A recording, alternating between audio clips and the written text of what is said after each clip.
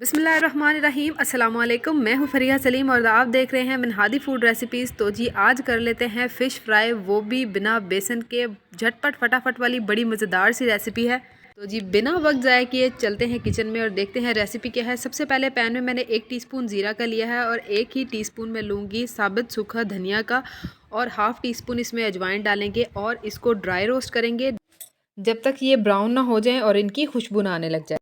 यानी कि पैन में हम इसको गर्म करेंगे तब तक जब तक इसकी प्यारी सी खुशबू ना आने लग जाए और थोड़े से ये ब्राउन ना हो जाए। उसके बाद इसको ग्राइंडर के किसी जार में डालकर दरदरा सा पीस ले। बहुत बारीक आप पाउडर नहीं बनाएंगे, इस तरह से दरदरा सा आपने इसको पीसना है, ठीक है। उसके बाद जी नेक्स्ट प्रोसीजर है, एक बोल में मैंने लहसन का पेस्ट डाला है, अदरक नहीं डाला मैंने इसमें। लहसन का मैंने पेस्ट, लहसन को थोड़े से पानी के साथ ग्राइंड करके उसका पेस्ट बना लिया है और उसमें मैंने ऐड कर दिए हैं वो रोस्टेड और ग्राइंडेड मसाले जो मैंने आपके साथ पहले शेयर किए हैं। और इसमें डालेंगे 1 टीस्पून हल्दी का और नमक हस्बे ज़रूरत, क्योंकि बाज़ औक़ात फ़िश को बहुत ज़्यादा नमक लगा के धोया जाता है तो उसके बाद उसमें बहुत कम क्वांटिटी नमक की ज़रूरत होती है, तो आप अकॉर्डिंगली उसमें नमक ऐड करेंगे। यहाँ पर 1 बड़ा चम्मच मैंने लाल मिर्च पाउडर का डाला है, 1.5 टेबल स्पून मैंने इसमें डाला है लेमन जूस का। अच्छा जी, ये जो स्पाइसेस मैंने ऐड किए हैं ना, ये नॉर्मल स्पाइसेस हैं। अगर आप तीखा खाना पसंद करेंगे ना तो करते हैं ना, तो आपने आधा चम्मच मिर्च का और डाल लेना है, ठीक है। अब यहाँ पर मैंने इमली के 12 से 15 गुठलियाँ तकरीबन मैंने ली हैं। ये 20 ग्राम के करीब आप समझ ले या कम ही होगी। 10-12 गुठलियाँ मैंने लेकर इसको गर्म पानी में भिगो दिया था। अब मैं इसको मसल कर अच्छी तरह से इसका जो पल्प है ना वो मैं निकाल लूँगी और उसके बीज जो है ना वो फेंक दूँगी। ये देखें, ये तकरीबन 3 बड़े चम्मच के बराबर जो है ये इमली का पल्प है, ये इसमें डालेंगे। बहुत ही मज़ेदार, बहुत ही अच्छा फ्लेवर आता है इमली से। इमली को कभी भी स्किप ना कीजिएगा। इसको कर लेते हैं अच्छी तरह से मिक्स। अच्छा जी, ये जो आपने मसालों की कोटिंग तैयार करी है ना, आप देख रहे हैं कि ये बहुत ही थिक है। ये आपने रनी नहीं बनानी, थिक साइड पर ये जो मसालों का मिक्सचर है ना वो होना चाहिए, क्योंकि हमने बेसन वगैरह नहीं लगाना। तो ऐसा मिक्सचर हो जो अब जब हम इसमें फ़िश ऐड करें, फ़िश मैंने 1 किलो ली है, जब हम इसमें फ़िश ऐड करें और इसको अच्छी तरह से जब हम मिक्स करें तो जो मसाला है वो इतना रनी ना हो कि वो जो है ना वो इसके ऊपर ठहरे ही नहीं और फ़िश जो है ना वो अच्छी तरह से मैरिनेट ना हो।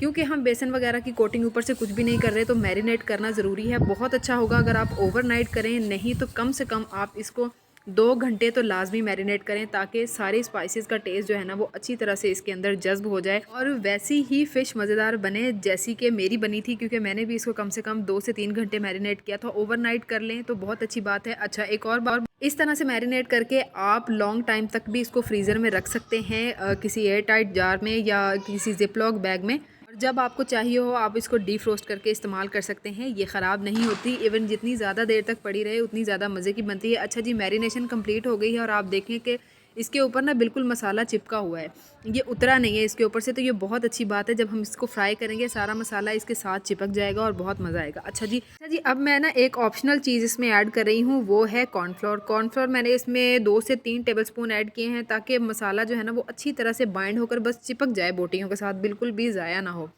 अगर आप चाहें तो आप कॉर्नफ्लोर के बगैर भी इसको आराम से फ्राई करके खा सकते हैं, इसके टेस्ट में कोई फ़र्क नहीं आएगा। लेकिन कॉर्नफ्लोर डालने से क्या होता है कि मसाले की और फ़िश की जो बाइंडिंग है ना वो बड़ी अच्छी हो जाती है, तो इसलिए मैं डाल रही हूँ। अगर आप चाहें तो आप इस स्टेप को स्किप भी कर सकते हैं। लेकिन अगर आप इसको देर तक रखना चाह रहे हैं, जैसे मैंने आपको बताया था कि आप इसको फ्रीज़ करके भी रख सकते हैं, तो तब आप उस सूरत में इसमें कॉर्नफ्लोर लगा के बिल्कुल भी इसको नहीं रखेंगे।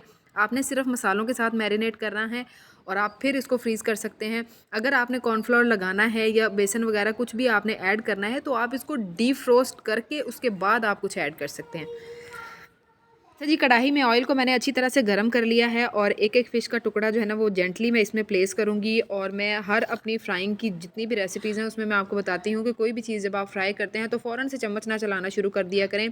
ऑयल में उसको इतना गर्म हो लेने दिया करें कि वो अच्छी तरह से जो भी आप चीज़ बना रहे हैं उसके मसाले या उसकी जो कोटिंग है ना वो उसके ऊपर अच्छी तरह से बाइंड हो जाए। इसी तरह से भी फ़िश को मैंने बिल्कुल गर्मा गर्म तेल में डाला, उसके बाद मीडियम टू हाई फ्लेम के ऊपर मैंने 3 से 4 मिनट तक दोनों साइड्स को पकाया। यानी कि 3-4 मिनट एक साइड को पकाया, फिर फ्लिप करके मैंने 3-4 मिनट दूसरी साइड को पकाया और ये फ़िश डन हो गई। ये देखिए माशाल्लाह कितनी गोल्डन क्रिस्पी और मज़ेदार है।